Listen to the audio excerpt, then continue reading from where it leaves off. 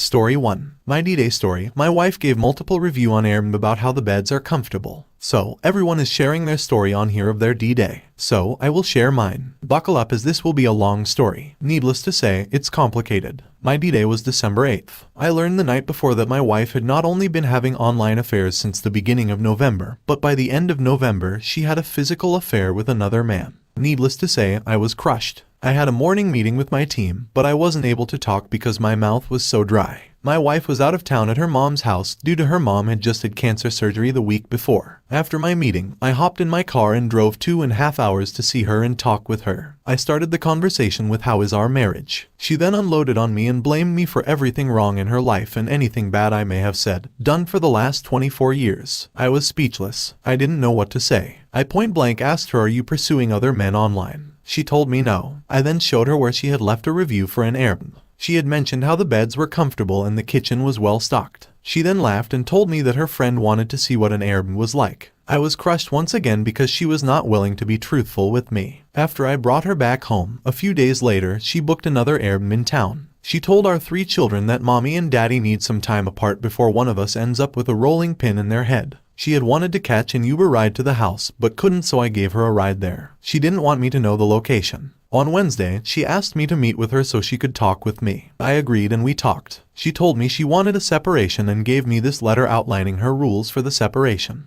They were completely one-sided. She doesn't want her mom to know because of her having stage 2 ovarian cancer. I am in agreement with her about that. I think the news would kill her mom or her mom would kill her for what she has done to our family. Her dad cheated on her mom. The next day, I was able to put some thoughts together regarding our conversation from the night before. I wrote my thoughts down and sent her a text asking to meet so I could read it to her. She told me she couldn't as her mom had her first follow-up visit with her doctor and she was going to be talking with her on the phone. I thought all day. Since I was heading to get my kids from school, I thought I would swing by and drop the letter off at the door and then send her a text requesting her to read it. Then we could talk it over at a more convenient time. When I showed up, there was a truck parked out back. The house was on a corner lot. I took a picture of the truck from the street and left. Fast forward to the 28th of December and I find her at this guy's place of business. He had a small business and she is there sleeping with him. My daughter and her boyfriend were in the car, but we didn't go inside. The guy's truck was the same one that was parked out back of the Airbnb. This AP number 2 if you are keeping count. Once again, I am crushed. I sent her a text and informed her that I would no longer be keeping her little secret. So, something you don't know about me is that I am a computer programmer and skilled in cybersecurity. I used my skills to find the true identity of each of these men. I also used that information to find the names of their wives. I contacted both wives the same day. I'm very glad that I did this as they had a right to know what kind of dirty men they had. Now, my wife had to go back on the prowl to find new men as I just burnt the bridge to the previous 2 AP. The wife of the second AP informed me that he and my wife met on sketchy website. So, I go and look on the website and can't seem to find her. The next day, my wife is in our room and on her phone. I see over her shoulder that she is looking at some profile and the picture of the person is blurred out. I quickly go back to the sketchy website and find that she has a profile. She is still on the same website today and meeting with lots of men. She doesn't know that I know, but needless to say, I do. As of last week, we both agreed to a divorce. Truth be told, it is not what I want, but I don't think I could ever trust her again. Never in our 24 years have I questioned her commitment to our marriage, until her friend came to town. That is when my spidey sense started going off that something is not right. Turns out once again my spidey sense is on point. So, to put a bow on this long story, I have been crying my eyes out from the day before D-Day. That is up until yesterday. I have been having panic attacks in front of my children. Yesterday, I seem to have turned some sort of page. Today is day 2 of me not crying for her. She is not crying for me, so why should I? She doesn't even have the decency to apologize for what she has done to not just me, but to our family. She is even still lying about where she is going when she is meeting up with all of these different men. She doesn't know yet, but both our daughters know everything. I didn't even have to tell them. She is just that bad at keeping a secret. My youngest daughter is having some anger issues, but we have agreed to go break some things this weekend to try and process things in a healthy way. I could share much more of this story, but I am trying to wrap this thing up. If you are going through what I am, know this. You are not alone. You will get through this. Take one day at a time. Find friends who you can talk to and cry on their shoulders. Go someplace in your car and scream. Do what you need to in order to process the pain. Just remember that you are strong. You will make it through this. You are the better person, and you did not deserve this to happen to you. You did not create this situation, but you also can't fix it. Your WS will have to come to grips with that. I am tired of crying for someone who is not crying for me. I refuse to let her destroy me. She has broken me in ways that she will never understand. I refuse to remain broken. I will heal. I will be stronger. I will make it through this. If you don't feel this way and you don't have anyone to talk to, DM me. Nobody should have to go through this alone. I hope your days get better. Just know that I am sending hugs your way. Reader comment, I think it is time to file for divorce and have her served. Stop having conversations with her and send her a co-parenting app. This is the only way she can communicate with you. I also think it is time to call her mother-in-law, thank her for the time she gave you and being kind to you, and let her know you have filed for divorce and why. Opus, make sure you are taking care of you, mentally and physically. Take care of your kids, let them all know what you have done after it is completed. Then ask them if they would like you to be the primary parent and request child support from her for the next 5 years. Opus, at some point she will eventually figure out the grass is extremely dry and barren on the other side of the fence. Then she will come crawling back, and make sure you are in a great place and moved on, and unavailable to her. Original poster, my girls have already told me they don't want to live with their mother. My son doesn't know the details, but soon will. Not because I am going to tell him, but because his sisters know, and they will tell him. After I have had a chance to set him down and let him know that his mother and I are getting a divorce, then it will be game on. We both have our own attorneys and hers is working on the first draft of the divorce papers. However, here in Alabama, they frown on sources that cheat, and that is going to tilt the court in my favor. I will work with my attorney to ensure we do all that we can to protect my kids above all else. Reader comment, you need to expose her affair to everybody who must know, family and friends. Nothing kills the romantic side of the affair faster than sunlight. Make her accountable of her deeds. Serve divorce papers and cut all support. Check for an attorney. Review your obligations and rights. Protect your children. Original poster, I've already started telling my family. I haven't talked to her family yet, but I will. I have documented proof. I can't tell her mother though because of cancer and her chemo treatments. I truly feel it could kill her and I don't want that on my head. I love her and will hold on to that information for now. As for the attorney, I already have one and she is good. In the state of Alabama, they don't care much for cheaters, so I will be leveraging that as much as possible. That coupled with the fact that my girls have already stated they don't want to live with her, I am feeling good about my chances. I will protect my children above all others and including myself. They are my world, and I will do anything for them. Reader comment, your wife has some serious issues, run far away from her and never shed another tear. Original poster, I would like to say that I will not shed another tear, but I feel as though I would be lying to myself. However, I want to celebrate my good days and that is what I did yesterday. And today. One day at a time for me. I refuse to allow her to crush my soul. I will get through this and will be all the better for it. However, I will have some issues that I will need to work through. Story 2. My wife had an affair 4 years ago, now I have an STD. TLDR, my wife had an affair several years ago, I found out at the time, but I recently contracted an STD which my wife confirmed was from the original affair, which went longer than she originally told me. I laid out what I need if I were to continue with our relationship. However, she is resistant to helping me as much as I need her to. Just over 3 years ago I found out my high school sweetheart wife was having an affair. I was absolutely devastated. She didn't break off the affair immediately and stayed at this person's house for 2 days whilst I was still overseas. She lied about the affair on every occasion with a sprinkle of truth in between. It took months for me to find out 75% of the story as she slowly drip-fed me information. Over that several-month period, my wife was of little help to me. She was a great wife outside of anything in the healing process, and this kept me hopeful that something would change. Eventually, we fell back into a normal routine, but I still had a lot of residual damage that remained. Later that year my wife told me she was pregnant, and we welcomed our daughter into the world in late 2020. Things were great, but I still knew that these lingering feelings weren't going away, so I wrote my wife a letter. This letter explained everything from my perspective. It was over 8 pages long and I wrote it over a period of months deciding whether I would give it to her or not. Finally, a day came, and I couldn't help but want to give her the letter. We had just had a small fight and I know it probably wasn't the best time for her to read it. But I did, and this was her response after asking her what she thought. I feel really sorry for you. I left it at that in the hope that she would really understand my struggles, but instead, it was never spoken of again. Several months later, I contracted an STD. My wife also came down with the same STD several months before she supposedly started the affair. I know this is going to sound naive, but when my wife first contracted this STD, I believed I had given it to her. I had somewhat similar symptoms since I was a teenager and had just assumed that I had passed it on to her eventually. In retrospect, this was stupid, and I should have been checked the moment my wife was confirmed to have contracted the STD. So, after several hours of pleading with my wife to tell me the truth, she told me that the affair lasted longer than originally stated and that she had sex with this man as a one-night stand several months earlier,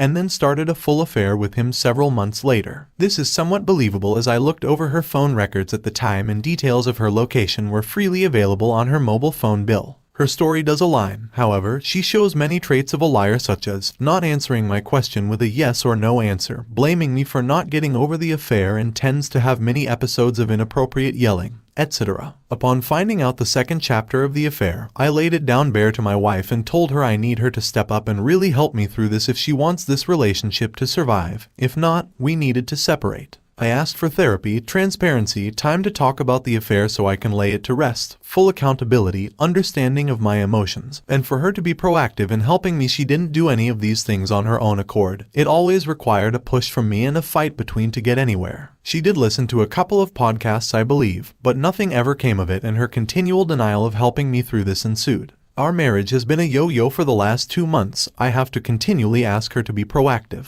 Generally, the arguments start with me asking her to do better, and she gets her heckles up because she thinks that attending therapy and sending me an apologetic message maybe once or twice a week is all I should need. She has done bits and pieces throughout, so I do have to give her some credit, but a lot of it is what she wants. For instance, I asked her to write a letter outlining everything that happened over the 8 or so months, as she struggled to talk about it, and it was her suggestion. The letter took 3 weeks to write, and I started to really feel as though my wife was really putting in the effort to explain what happened during those months. Upon reading the letter, I immediately noticed it was short. The letter had 2 paragraphs about how she felt when she started the affair, 2 paragraphs about the storyline which lasted 8 months, and 2 paragraphs of an apology. I was somewhat appreciative but pretty bummed. She could have put so much more detail in the letter about what happened, but I am now left with many unanswered questions. After all, that was the purpose of writing the letter. Admittedly, we have only been to therapy 3 times, and I find the therapist good. But the therapist also cheated on her husband many years ago. Some of the things she has said are contrary to my beliefs. For instance, I wanted my wife to provide phone records from before the affair had started to ensure that this is what she has explained.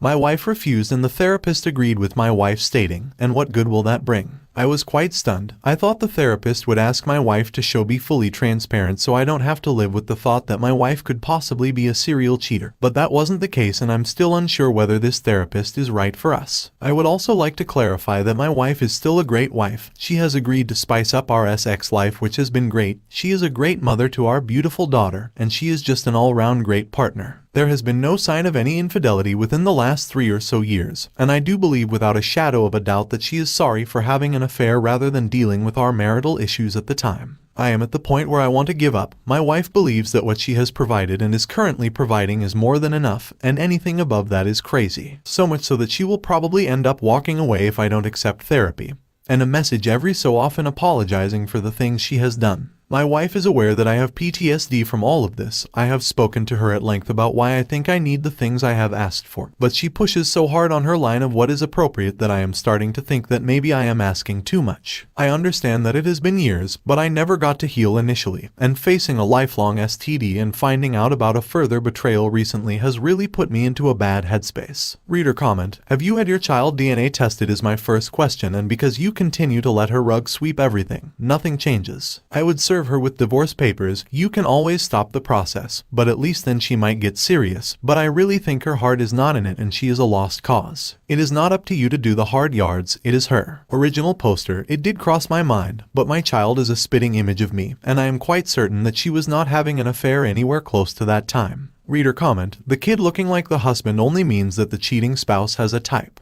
Besides, you don't get the DNA test just to prove the kid is yours. You get the DNA test to show your spouse, in a physical, concrete way, how much of your trust she has destroyed. Honestly, it doesn't sound like she has ever been in reconciliation with you. She does the bare minimum to placate you and keep you off her back. Do you know any details of the affair? Who her AP is? How did they meet? Has she gone no contact with him? If they worked together, she should have immediately quit her job. Did she do that? It is a rule of thumb in affairs that unless the cheater goes total no contact with the AP, the affair is continuing.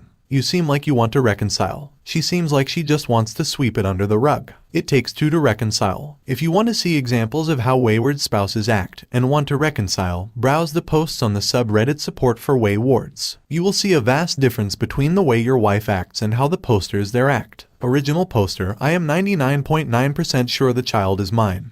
During that period I had full access to phones, social media, locations, etc., but I do see your point. I won't go into the fine detail, but due to my trust issues around time, I was more than informed about what she was up to. Yes, I know who the AP is, I know how they met, and she has gone no contact with him. I do want to reconcile, but that can't happen unless she wakes up and realizes that she continually destroys the last remaining hope that I have. Reader comment: funny how the affair restarted after the kid was born, isn't it? She basically trapped you at this point. You should have left her when you had the chance, now it's on you. I know it's not something you like to hear, but leave her already. She doesn't respect you at all at this point. Don't EFF up any more than you already did. Original poster: sorry, maybe I didn't clarify. My wife only had one affair. I recently found out that her affair was longer than she first stated, not that she had another affair. Story 2. What should I do 30 years later? First time posting. This is very long. Some background: we started dating when she was 16, engaged at 18, married at 20. We didn't know what grade sex was, but we were having fun. Okay, if you think I was doing things when she was young, nope. We did not do the deed until 6 months before we got married.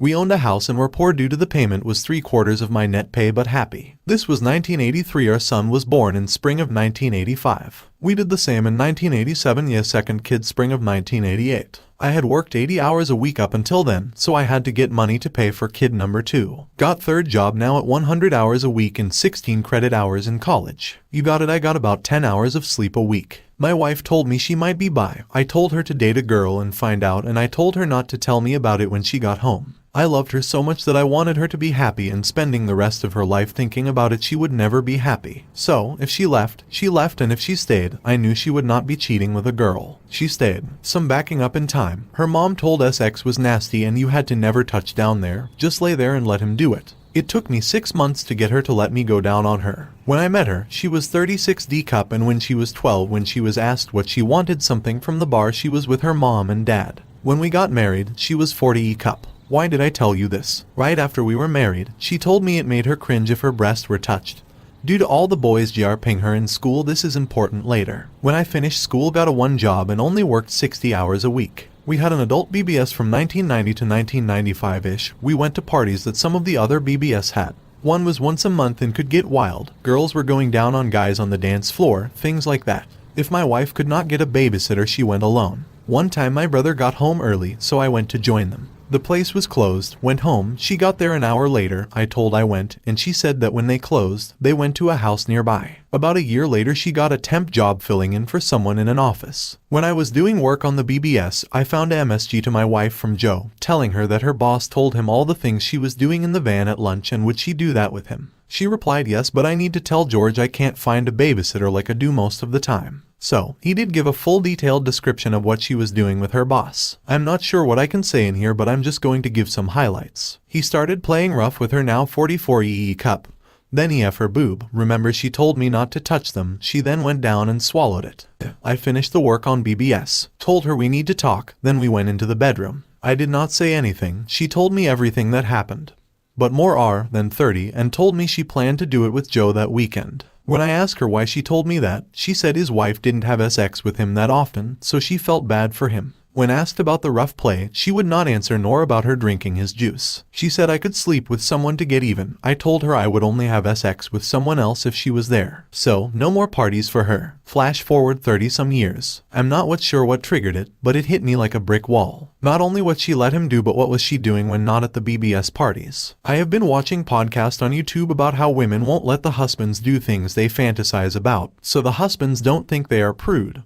Then they find guys to do those things that they like. How do I deal with things forgiven but not forgotten, and she never told me about that year before? So, after 39 years of being married, do I want to bring things up that happened that long ago? Update 1. For those that said I should whip it out and give her to drink. My health has been bad for 20 years now, a chain of things, but for this I have cancer and have no member or come. I'm not leaving her. It has been 30 years now. We built a good life. Bought some land, going to build a 4,000 SQFT house on it. If I left, which at this point would be dumb, no cheating for 30 years, and I would have to live in a 700 SQFT apartment. Just some info, I guess you can't Google it. You had to call and there were MSG boards kind like this and you could send PMs, play games. Most were signal lines, so one person at a time, and had time limits. We had 6 lines so you could chat with other users. I hope this helps. Just thought of this. She knew that I read the admin MSG every day. Did she want me to catch her? Reader comment. Turns out your wife was a SLT with everyone but you. However, you decided to stay and have boring SX with her while she had great sloppy SX with everyone but you. Should have dumped her years ago, but you decided sloppy seconds was okay for you. Should have had the balls to cut her loose 30 years ago. Original poster. I would have. She tried to lie. She told me she has never done it again. Reader comment. So, you basically rug swept the whole thing, and how you are getting triggered because you two never really properly addressed it, the whole cheating and affair. Original poster. The one I had proof of. We did talk. I had no proof for the rest, and she stopped. For the first couple of years, after I knew where she was and who she was with, and by 15 years, I just let her tell me where she was with checking. She knew I would leave if she effed up again. Reader comment. 1. At her young age her brain was not fully developed. She grew up and walked a straight line. 2. I suggest taking control of your own thoughts. Make a list of why you're happy and read each one slowly out loud every time you think about the past. Repeat every day for a month. Extend as necessary. You will gradually experience less frequent and intense flashbacks. You can beat this. Stay strong and focus on that list. Original poster. Thank you. I think you understand what is going on. At this time, it is my problem, not an us problem. I have been in concealing for 20 years due to depression. My back went out, was in bed for about 3 years, had 2 operations, not doing anything was really bad for me. And lots of health problems and won't live to